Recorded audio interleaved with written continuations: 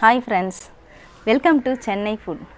மட்டனை ரொம்ப சூப்பராக ஃப்ரை பண்ணி சாப்பிட்டா ரொம்பவே அருமையாக இருக்குங்க. அந்த மட்டன் ஃப்ரையை ரொம்பவே டேஸ்ட்டாக வித்தியாசமான முறையில் எப்படி செய்கிறதுன்னு தான் பார்க்க போகிறோம். வாங்க பார்க்கலாம்.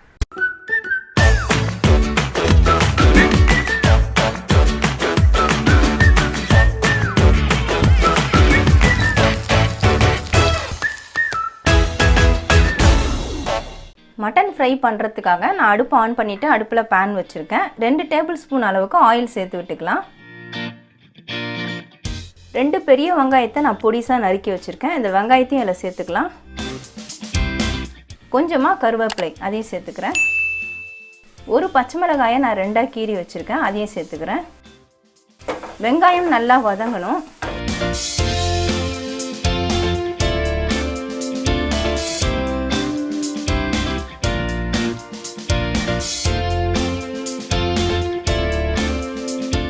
வெங்காயம் இப்போ நல்லாவே வதங்கிடுச்சு. 1 ஸ்பூன் அளவுக்கு இஞ்சி பூண்டு பேஸ்ட் அதை சேர்த்துக்கிறேன். இஞ்சி பூண்டு பேஸ்ட்டு பச்சை வாசனை போகிற அளவுக்கு வதக்கிக்கணும். இஞ்சி பூண்டு பேஸ்ட்டு போட்டு நான் வதக்கிட்டேங்க. ஒரு பெரிய தக்காளியை பொடியாக நறுக்கி வச்சுருக்கேன், அதையும் இதில் சேர்த்துக்கிறேன்.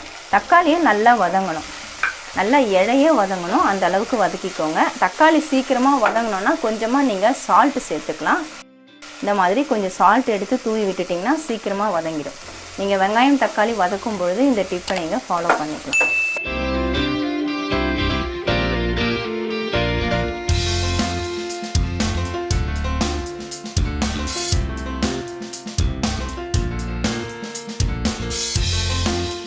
தக்காளி இப்போ நல்லாவே வதங்கிடுச்சுங்க. நம்ம மசாலா சேர்த்து விட்டுக்கலாம். நான் குழம்பு மிளகாய்த்தூள் 2 ஸ்பூன் அளவுக்கு எடுத்திருக்கேன். உங்ககிட்ட குழம்பு மிளகாய்த்தூள் இல்லைனா தனி மிளகாய்த்தூள் தனியாத்தூள் ஒரு ஸ்பூன் சேர்த்துக்கோங்க. நான் எல்லாமே இந்த ஸ்பூனில் தாங்க அளந்து எடுத்திருக்கேன். நிறைய பேர் ஸ்பூனோட அளவு கேட்குறீங்க, நான் இந்த ஸ்பூனில் தான் எடுத்திருக்கேன். இந்த குழம்பு மிளகாய்த்தூளை நான் இதில் சேர்த்துக்கிறேன். 1/2 ஸ்பூன் மஞ்சள் தூள் அதையும் சேர்த்துக்கலாம். உப்பு தேவையான அளவு சேர்த்துக்கோங்க. நான் 1/2 ஸ்பூன் அளவுக்கு சால்ட் எடுத்திருக்கேன், அதை சேர்த்துக்கிறேன். இது எல்லாத்தையும் நல்லா கலந்து விட்டுக்கலாம். மசாலா சேர்க்கும்பொழுது அடுப்பு சிம்மில் வச்சுட்டு சேர்த்துக்கோங்க, இல்லைன்னா கருகிடும்.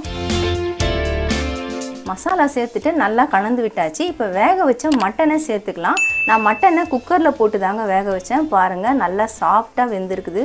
இது நீங்கள் பார்த்தீங்கன்னா மஞ்சள் தூளும் உப்பும் போட்டுட்டு நீங்கள் வேக வச்சுக்கலாம். மட்டனை நல்லா க்ளீன் பண்ணிவிட்டு மஞ்சள் பொடி போட்டு வாஷ் பண்ணி எடுத்துருங்க. எடுத்துட்டு கொஞ்சமாக மஞ்சள் பொடியும் 1/4 ஸ்பூன் சால்ட்டும் போட்டு நல்லா மிக்ஸ் பண்ணிவிட்டு 1 டம்ளர் தண்ணி ஊற்றி வேக வச்சிங்கன்னா நல்லாவே வெந்துடும்.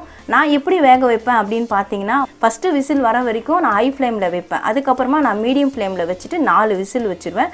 டோட்டலாக 5 விசில் தாங்க நான் வேக வச்சேன். ஆனால் மட்டன் ரொம்ப சாஃப்டாக வெந்திருக்கு. பாருங்கள், பிஞ்சு வருது, அந்த அளவுக்கு வெந்திருக்கு. இப்போ இந்த மட்டன் பீஸை இதில் சேர்த்துக்கலாம். நான் தண்ணியை தனியாக வடித்து வச்சுருக்கேன். மட்டனை மட்டும் ஃபஸ்ட்டு சேர்த்துருவோம். வேக வச்ச மட்டனுங்கிறதுனால நான் இப்போ சேர்க்குறேன். நீங்கள் பச்சையாக சேர்க்குறதா இருந்தால் நீங்கள் வெங்காயம் தக்காளி வதங்கும் பொழுது மசாலா சேர்க்கும் பொழுதே சேர்த்து விட்டுடலாம். இந்த மசாலா நல்லா கோட் ஆகிற மாதிரி நல்லா மிக்ஸ் பண்ணிக்கலாம். இப்போ வேக வச்ச இந்த மட்டன் தண்ணியும் இதில் சேர்த்து விட்டுடலாம். 1/2 டம்ளர் அளவுக்கு தண்ணி இருக்குது. இந்த வெங்காயம் தக்காளி மட்டன் எல்லாமே சேர்ந்து வேகணும். அதனால் இந்த தண்ணியை நான் இதில் சேர்த்து விட்டுறேன்.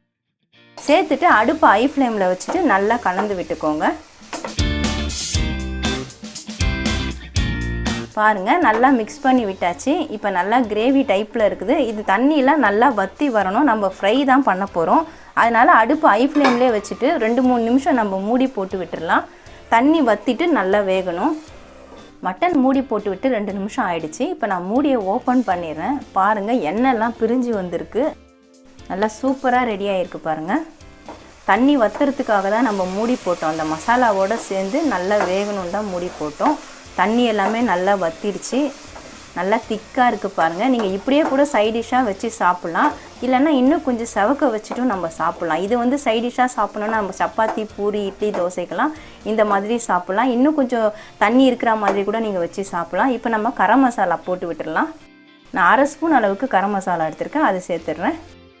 தண்ணி வற்றினதுக்கப்புறம் அடுப்பு தீயை குறைச்சிடுங்க. சிம்மில் வச்சுக்கோங்க, அதாவது லோ ஃப்ளேமில் வச்சுக்கோங்க. கரம் மசாலா போட்டுட்டு நல்லா மிக்ஸ் பண்ணிக்கலாம்.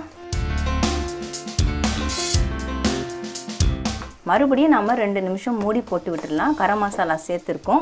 2 நிமிஷம் மூடி போட்டு விட்டால் எண்ணெய்லாம் நல்லா பிரிஞ்சு வரும். நல்லா கலர் சேஞ்ச் ஆகிட்டு நல்லா ஃப்ரை ஆகிடும்.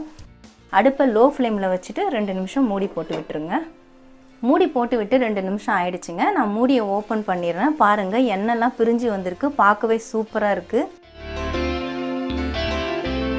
அவ்வளோதான், நல்லாவே ஃப்ரை ஆகிடுச்சு பாருங்கள். நல்லா கலரும் சேஞ்ச் ஆகிடுச்சு.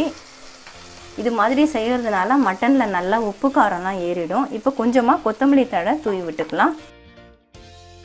நான் அடுப்பு ஆஃப் பண்ணிடுறேன். அவ்வளோதாங்க, சூப்பரான மட்டன் வறுவல் ரெடி ஆகிடுச்சுங்க. இது சாதத்துக்கு சைடிஷ்ஷாக வச்சு சாப்பிட்லாம். இட்லி, தோசை, சப்பாத்தி, பூரிக்கும் சைடிஷ்ஷாக வச்சு சாப்பிட்லாம். ரொம்ப டேஸ்ட்டாக இருக்கும். ரொம்ப ஈஸியாகவும் செய்யலாம். கண்டிப்பாக ட்ரை பண்ணி பாருங்கள். ரொம்பவே டேஸ்ட்டான மட்டன் ஃப்ரை எப்படி செய்கிறதுன்னு வீடியோவில் பார்த்துருப்பீங்க. கண்டிப்பாக இதே மாதிரி ட்ரை பண்ணி பாருங்கள். ரொம்ப டேஸ்ட்டாக இருக்கும். உங்களுக்கு இந்த வீடியோ பிடிச்சிருந்தா லைக் பண்ணுங்கள், ஷேர் பண்ணுங்கள், சப்ஸ்கிரைப் பண்ணுங்கள். பக்கத்தில் இருக்க பெல் ஐக்கானை கிளிக் பண்ணிக்கோங்க. அதில் ஆல்னு ஒரு ஆப்ஷன் காட்டும், அதையும் கிளிக் பண்ணிக்கோங்க. நன்றி, வணக்கம்.